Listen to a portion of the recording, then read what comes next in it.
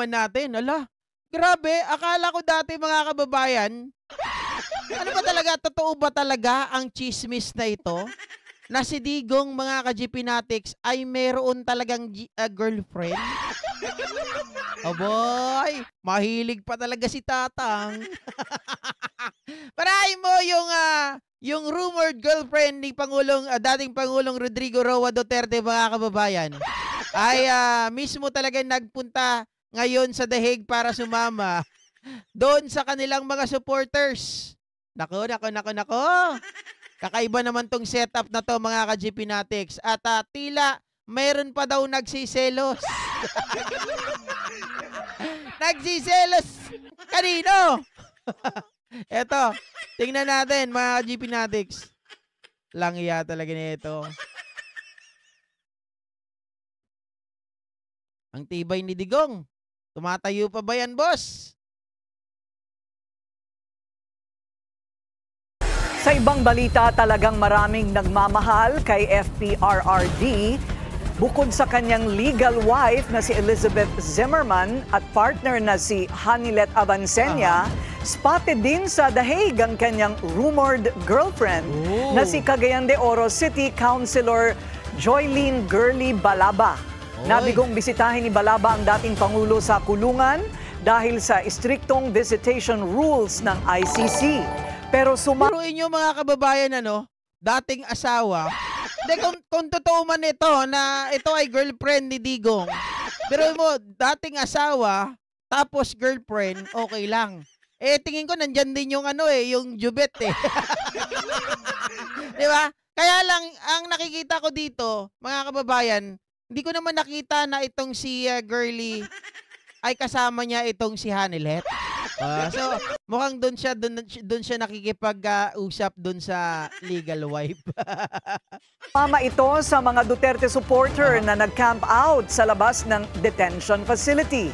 Dumala rin si Balaba sa birthday celebration ni VP Sara kung saan na-meet niya si Zimmerman. Inendorso ang bise o nang bise si Balaba noong midterm elections at tinawag pa itong mommy sa isang campaign rally. Oy, mommy daw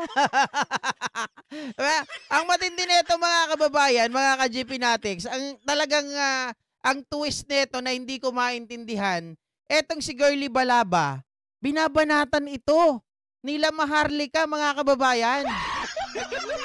Oo. Galit na galit dito si Maharlika, hindi ko alam kung bakit. Nainggit ka ba, Maharlika? Na siya, kung sakali, pinatulan ni Digong, tapos ikaw hindi? May asim pa siya, girl. Ikaw wala na, boy. Sabi ni Bionat, tanda na, puro kalokohan, kalibugan. Ang tulis ni Mang Kanor. Eto nga, may nagsiselos. Mga kababayan, sino nga yung nagsiselos? Etong si Maharlika. Basahin natin yung rito, yung kwento sa likod ng balita, politiko. Sabi, ang pagdalaw ni Girly Balaba ay tila may nagsiselos. May nagsiselos, Baste sides with Rudy rumored lover amid feud among Duterte loyalists.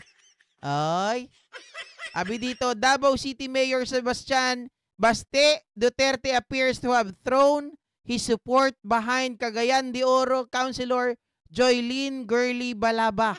Sinusuportahan daw ni Baste. A known ally of his father? Alay lang ba? Baka naman. Former President Rodrigo Duterte amid growing tensions among the Duterte's camp's online supporters. In a recent Facebook post, the younger Duterte shared a video from Billionaire News Channel featuring Balaba's visit to the former president at the ICC detention center in The Hague, Netherlands. His caption read, "Kanang sigeg lang ni raman nila akong di ganahan diha."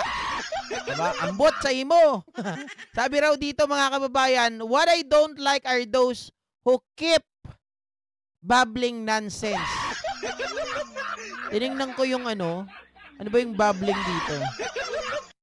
Sabi niya, babbling. babbling, The action or fact of talking rapidly and continuously in a foolish, excited, or incomprehensibly way.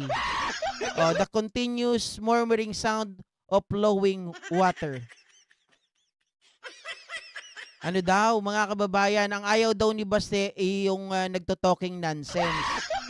Ang problema kasi dito, mga kababayan, the post was widely interpreted as a dig at critics of Balaba, particularly online personalities who have recently attacked her. Sino ba yan? Among those who echoed Sebastian's sentiment was Duterte supporter Tio Moreno, who posted a similar video with the caption, "Buti pa si Girly Balaba, friends ni BP SD. Ang iba dyan, nga."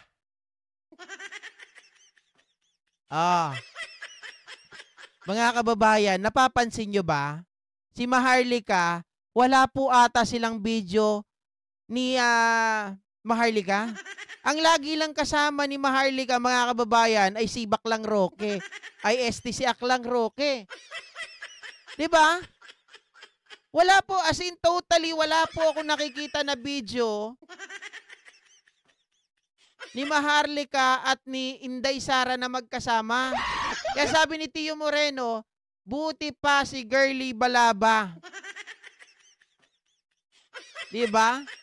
Friend sila ni BP SD. Ang iba dyan, nga. Ito ang sagot, mga kababayan. The show of support for Balaba comes as blogger Claire Contreras, known online as Maharlika, continues her online tirades against the councilor. Ano ba yung tirades? Sana makita natin. tirade, A long angry speech of criticism or accusation. Oy. Binabanatan niya si Girly. So, si Maharlika nga yung tinitira ni Tio Moreno dito. Against the councilor daw, The show of support of Balaba comes a blogger Claire Contreras, known online as Maharlika, continues her online tirades against the councilor. O binabanatan talaga niya. In recent vlogs, Maharlika has accused Balaba supporters of being paid hacks aligned with Senator Amy Marcos, fanning tensions with the Duterte online base.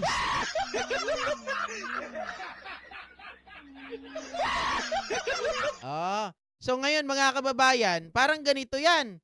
Ibig bang sabihin nito, dahil kampe si Baste, mga kababayan, kay Girly Balaba, at friend si Girly at itong si BP Sara Duterte, mga kababayan, sila ba ay pabor? Kasi alam natin, mga kababayan, mga ka-GPnatics, etong si Sara Duterte at ang kanyang mga kapatid ay tila hindi naman po goods kay di ba? Kay Hanilet. Parang dito sila ay okay. 'Di ba? Thumbs up sila rito.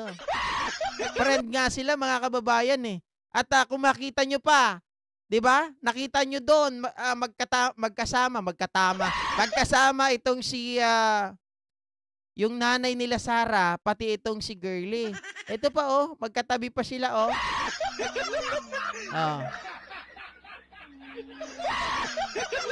May nana daw po ang PUDAY ni Maharlika, sabi ni Nyolo.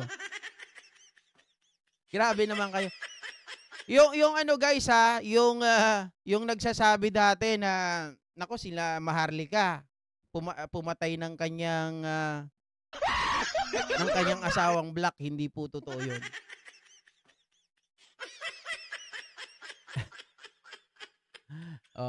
So kampihan. Ano ba to? Totoo na talaga. Pero ang tanong diyan, Digong, kung totoo to, tumitigas pa ba yan? Joke lang, nagtatanong lang. Anyway guys, maraming salamat po muli sa inyong lahat. Sabi ni Biona, I hate Maharlika, pero yung nana ni Maharlika, di totoo yun. Tama. Ma'am Jody Sai, di ba? hindi totoo yung palabas nila, yung may nagsasabi. Alam natin mga kababayan, alam niyo sa totoo lang, ayaw po natin ng fake news. Right? Yung mga nana-nana na yon is scripted, gawa-gawa lang po yon. Okay? Hindi ko alam kung bakit nila ginawa yon. Siguro, just to catch a views, I don't know. Pero hindi po totoo yon. Okay? Ayan na, si Ma'am Jody Zaya nagsasabi. Edgar Agana, kahit ano to? Laki-lakihan pa ang junior ni Mang Kanor, di natatayo yan. Sabi ni Nita Kayabihab, naghahabol na ng parte sa yaman. Sino po? Naghahangad ng parte sa yaman. Palagay ko naman guys, kung yaman ang pag-uusapan, matagal nang naka-spread yung yaman ni Digong. Kasi bata pa lang yung mga anak, mga kababayan, 'di ba 14 pa lang si Pulong ata noon, si Inday. Meron na silang kanya-kanyang mga may kanya-kanya na silang mga kondo, may mga mansion na sila. Kaya nagtataka tayo, sabi ni Digong siya daw ay mahirap. Pero yung mga bahay ng mga anak niya, ang daming mga properties. Yung anak nga lang ni Pulong na isa mga kababayan, parang siya ay nagmamayari ng ilan? 200 plus na 7-Eleven. Oh. Malaki nga ang nagagawa ng buhay, ng pera sa buhay nila. Sa lahat naman mga kababayan, pero syempre ang pera po, ano lang yan 'di ba? Palamuti lang yan. Kapag tayo naman ay wala naman pong ugnayan sa Panginoong Diyos, kahit may pera tayo, saglit lang, mawawala din yan. Tandaan po natin. Mas maganda ang pera na i-enjoy natin na tayo po ay may takot sa Panginoong Diyos, mga kababayan. Okay? So maraming salamat po muli sa inyong lahat at magandang gabi. Mag-ingat po kayo. At maraming salamat once again sa inyong lahat, mga ka-GP Natics. Bye-bye. Mami PR. Ay, happy birthday pala sa BFF ko na si Naomi Shin, ha? O, anong handa natin dyan? Pahingi naman, Naomi. Pagkasama kami yan ni Naomi dati doon kay yung nabubuhay pa si, sino ba yung nagbabalita dati, Naomi, doon sa yung sa radyo, mga kababayan. Yung kay Jovelyn Galieno, di ba? Nakalimutan ko yung pangalan niya, yung patay na. Yung taga Palawan. Yung taga Palawan, si Tommy Abile. Tommy Abile ba yun? Doon kami magkasama dati niyan. Sabi ni Amori Pardillo, maganda GF ni Digong para si Sabrina M. Wow.